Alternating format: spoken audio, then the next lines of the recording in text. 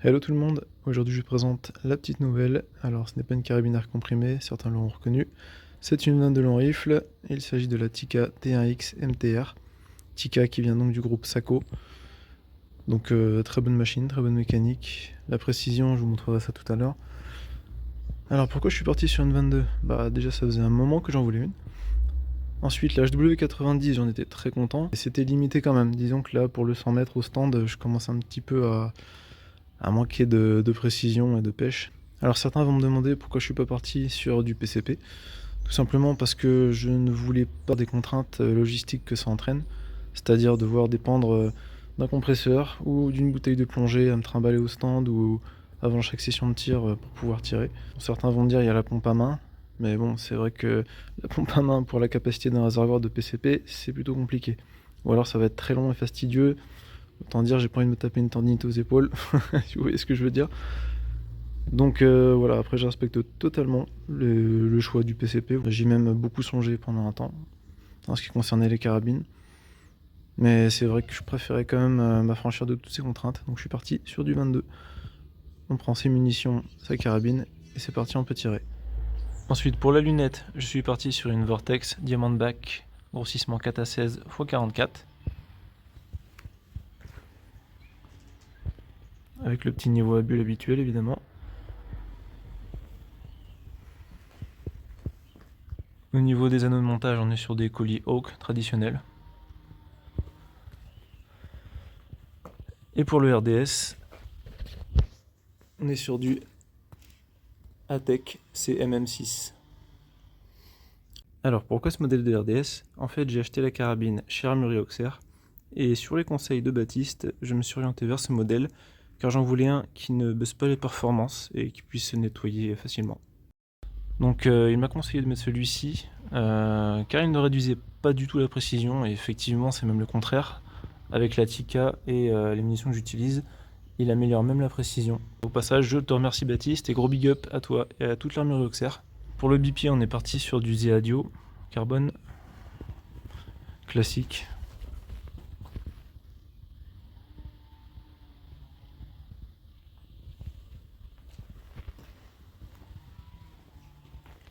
Voici le chargeur. Donc j'en ai deux, voilà, faut toujours prévoir. Si celui-ci tombe en rade ou si je le perds, au moins j'en ai un autre. Donc pourquoi je suis parti sur une Tikka et pas autre chose?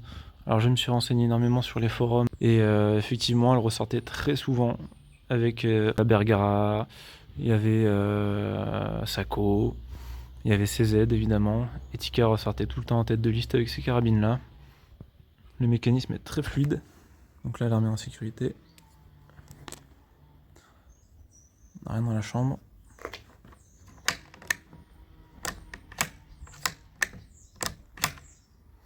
Pour la désarmer c'est très simple, pour désarmer le percuteur je veux dire. Donc vous le mettez dans cette position, vous pressez la détente et vous abaissez le levier. Et là, on peut voir avec le témoin que le percuteur est désarmé. Armé.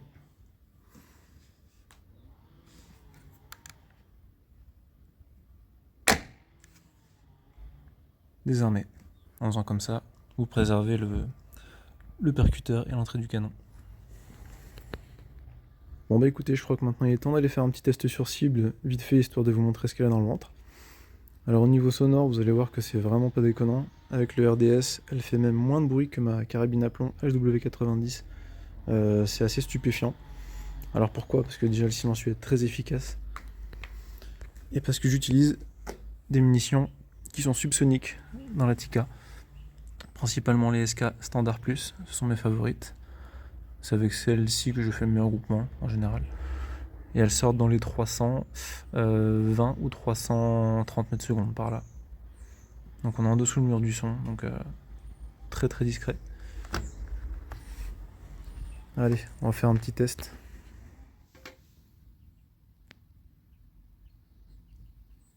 Donc on va tirer d'ici.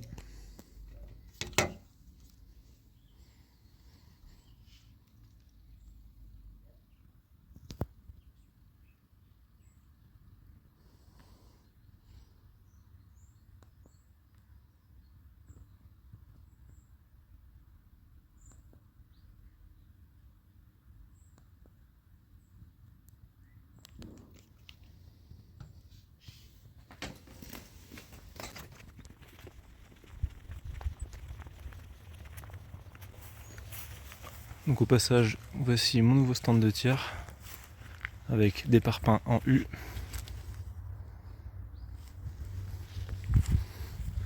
Un petit toit et 40 à 45 cm d'épaisseur de sable avec un mélange de gravats dedans. Ce qui est ultra efficace pour arrêter un peu tout, vanne de long rifle et plomb.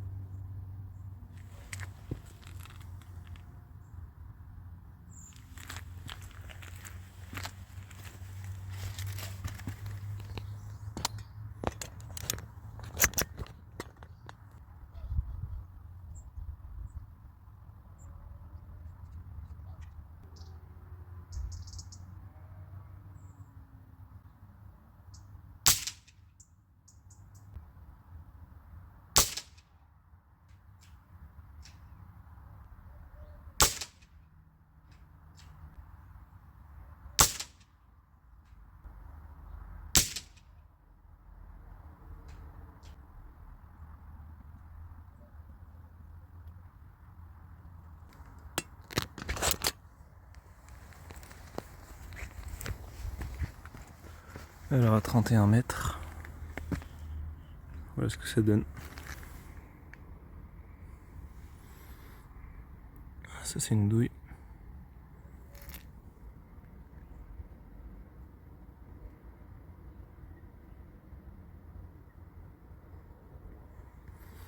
On est dans trou, voilà.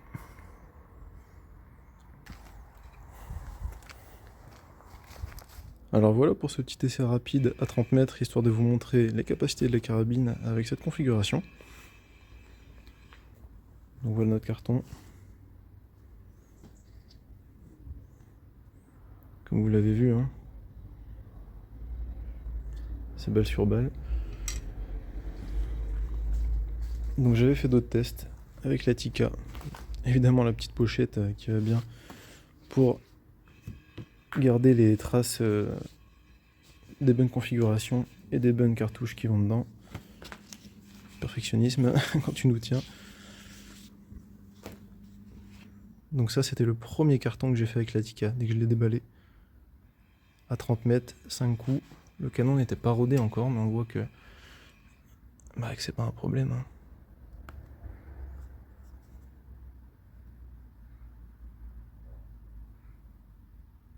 Voilà quoi. Plutôt parlant.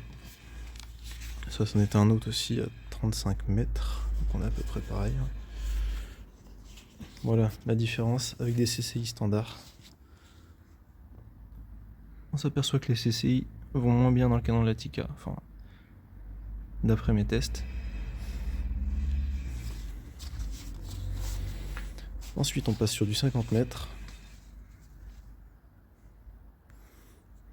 Bon, on est toujours pas mal. Ça, c'était le premier carton que j'ai fait au stand à 50 mètres. 20 centimes, je suis sûr que... Ouais.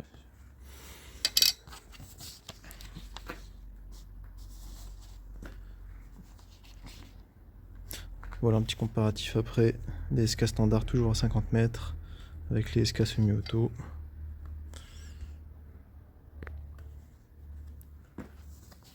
Donc j'ai fait beaucoup de tests, hein, comme vous le voyez, pour voir lesquelles munitions faisaient le meilleur couple avec les Tikka. Là on passe sur du 100 mètres avec tout ça. Là ça devient plus intéressant, parce qu'on va voir que les différences commencent à se creuser un petit peu avec ces distances là. Donc là on est avec de la SK semi-auto. Donc là je crois que c'était mon meilleur groupement à 100 mètres.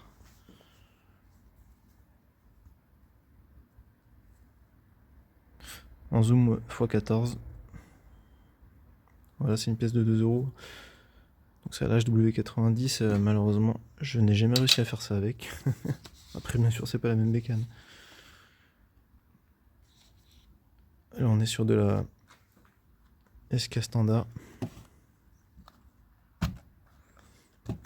Donc c'est à peu près pareil. Maintenant, j'arrive à faire les mêmes résultats avec... voire des meilleurs résultats avec la standard plus qu'avec la semi-auto. Donc ouais, celle-ci très bien et surtout très silencieuse, voilà, ce qui est pratique pour tirer dans le jardin. Là, on est sur de la LA Contact. Donc voilà, on commence un petit peu à ouvrir le groupement avec ces munitions-là. Quoique...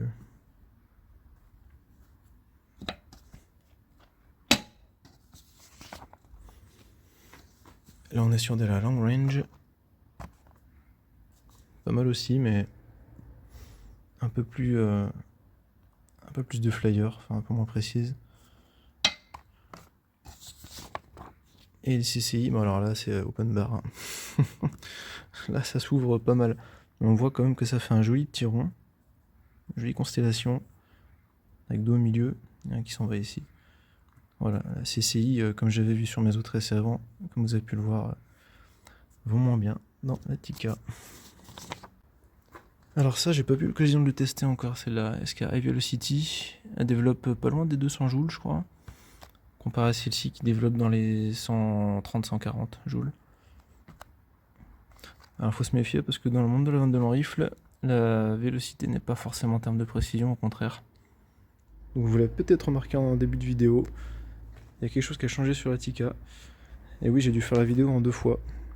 Parce que le voisin a allumé la tondeuse, ce qui fait que c'était pas très agréable, un bruit de fond à écouter. Donc j'ai fini la vidéo avec le débrief un autre jour. Et donc j'ai entre-temps changé les anneaux de la lunette, les colliers de montage. À la place, j'ai remplacé les Hawk par du Sportsmatch de bien meilleure facture. Et surtout parce qu'ils sont plus hauts, car je veux pouvoir intervertir la lunette sur un nouveau petit joujou que j'ai acheté récemment. Et sur lequel je peux monter une lunette. Alors c'est quelque chose que on ne voit pas beaucoup en France, c'est une arme assez rare. Je vous présenterai ça dans une prochaine vidéo. Donc voilà pour cette petite Tikka. En tout cas, je suis très satisfait de cet achat. Je ferai bientôt d'autres essais au stand à 100 mètres. C'était ma petite présentation, et je vous dis salut.